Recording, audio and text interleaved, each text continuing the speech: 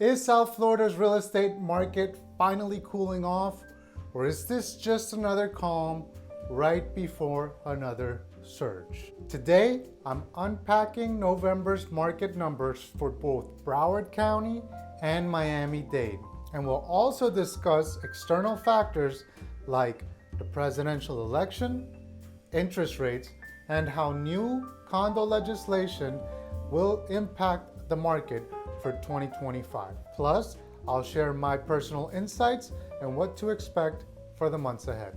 By the way, I'm Juan Yarusi with Compass, your South Florida realtor, and over the years I've helped hundreds of families navigate the Fort Lauderdale and Miami market, and I'm here to help you make more savvy and informed decisions.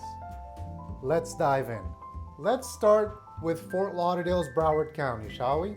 Broward County single-family homes saw an increase of inventory year over year.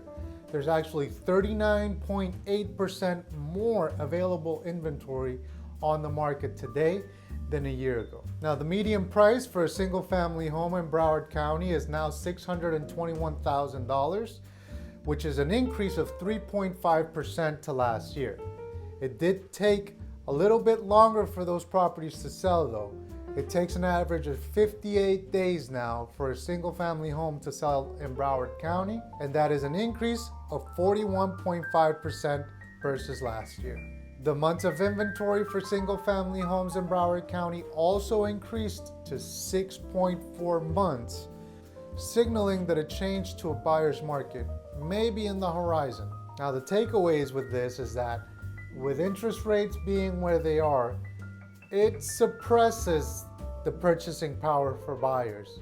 And let's be honest, regardless of your political affiliation, most folks out there were waiting for the election to take place. I personally know a handful of clients that wanted to hit the pause button, see how everything would play out, and now that it's behind us, we're back on track and it's business as usual. We anticipate to see even more activity, as it always does after election year, in 2025. Switching gears a little bit, let's talk about the condo market. Now, we are seeing the same trend in Dade and Broward, but let's focus on Broward for a second. There's over 71.5% more inventory this year than last. That's over 10,000 units available on the market. And even though prices haven't necessarily decreased, and the median sales price is still $281,000, there's over 13.1 months of inventory, which is pretty high. Needless to say, it's a buyer's market. See, after the unfortunate collapse of the Champlain Towers in Surfside, new legislation was passed, and this year, December 31st of 2024, is the deadline for a lot of these buildings to meet the requirements of assessing the structural integrity of the building as well as funding the reserves. And this has put a lot of strain on condo owners because there's much uncertainty out there as to what buildings are in good condition and which buildings are going to suffer the most. Now, to call a spade, this offers a lot of opportunity for buyers being able to negotiate better contracts, and for sellers, it places a lot of stiff competition out there. So your property better be showing well, that means staged and priced properly, competitively to everything else that's on the market, so that it stands out as the best logical option. Now, an important note for buyers: make sure that you do your due diligence during your inspection period. Ensure that you know how financially healthy the building is and where they are in regards to the milestone or structural integrity reserve study inspections, so you don't have to encounter unforeseen assessments. By the way, if you're finding value in this video, please go ahead and give me a like. And if you want to stay up to date on this type of thing, why don't you go ahead and consider subscribing? I'd really appreciate it, and it'll help the channel grow. So thank you in advance. Now let's get back to the video and let's talk about Miami for a while. Now, the Miami-Dade County single family home is similar to that of Broward County. Inventory rose about 26.3%, and now there's more than 5,000 homes on the market in Miami-Dade County. The median sold price in Miami-Dade was $660,000, marking a 6.3% price increase year over year, which lets you know that there is still heightened demand for single-family homes, particularly in specific areas of the county. Months of inventory for single-family homes in Miami-Dade County also increased. There is now over 7.6 months of inventory available in Miami-Dade County, which is a 40.8% increase year over year. Now, it's important to remember that this is a general overview of the market for both counties, but if you'd like a more personalized and in-depth analysis of your particular neighborhood or building, for example, if we were looking at Bay Point versus Coconut Grove, or Harbor Beach versus Coral Ridge versus Victoria Park in Fort Lauderdale, the numbers would be a little bit different. So if you are curious about a specific area or even a particular building, feel free to go ahead and contact me. My information is in the description below, and I'll be happy to put together a report to send your way free of charge. Now let's talk about the condo market in Miami-Dade. Like I mentioned, it's very similar to the case that we are seeing in Broward County. Active listings in Miami-Dade are now 49.9% above what they were last year, and there's over 12,000 units on the market. Now, interestingly enough, the median sold price is now $438,000, which is a 4.3% increase to last year. All of that considering that there's 15.7 months of active inventory out on the market. The same legislation that's affecting Broward County is affecting Miami-Dade and pretty much all of Florida for that matter. And the legislation, even though it impacts everything, it really puts a bigger burden on older buildings.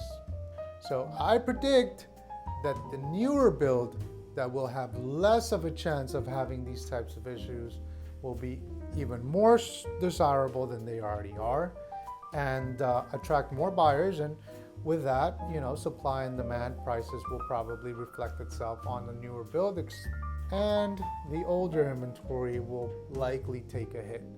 And on the other side of that coin, those folks who have condos in older buildings just need to make sure that everything is being addressed correctly, and that the associations are taking care of what needs to be taken care of until all of this uncertainty is resolved, so that everybody can move forward with more clarity. Because right now there's too much speculation, and it can create opportunity and misfortune for many. Now, in terms of what I see happening for 2025, there's many experts that predict that we will see some sort of decrease in the interest rates, and then when that happens, we'll see another surge in buyer activity. I understand and sort of subscribe to that because there's just too much buyer demand.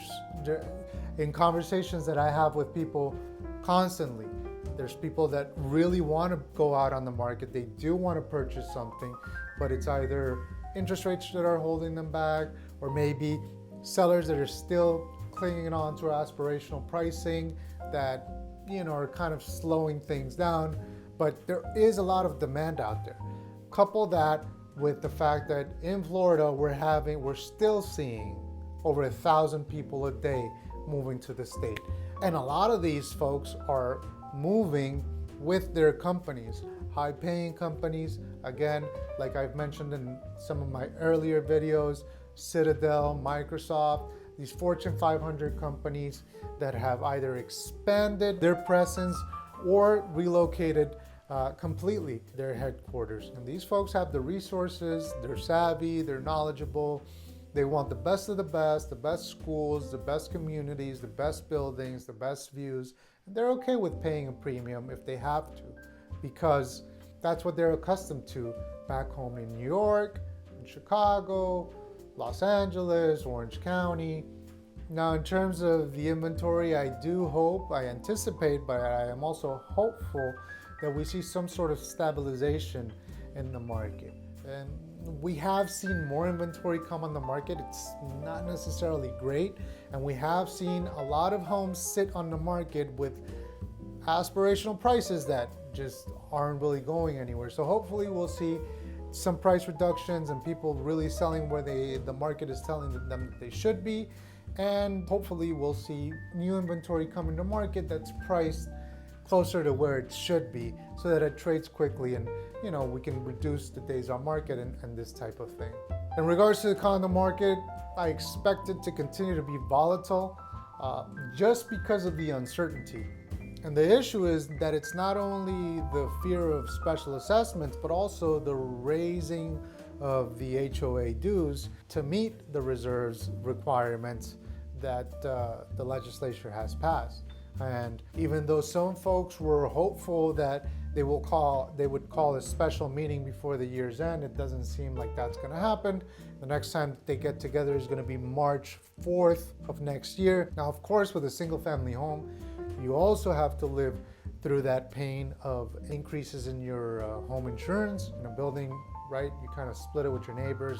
Single family home, you gotta bear the brunt of the cost. But overall, the cost of living in Florida has been affected just by the rise in insurance costs. So now if you're a buyer, you have more bargaining tools. You have a better chance of negotiating a better deal and securing a good property with good bones or a good building or a great location where the upside is always going to be there, right? And in closing, whether you're looking to take advantage of today's opportunities or need guidance of navigating the future changes to come, I'm here to help. Contact me for a personalized market analysis or to understand how these changes may impact your goals.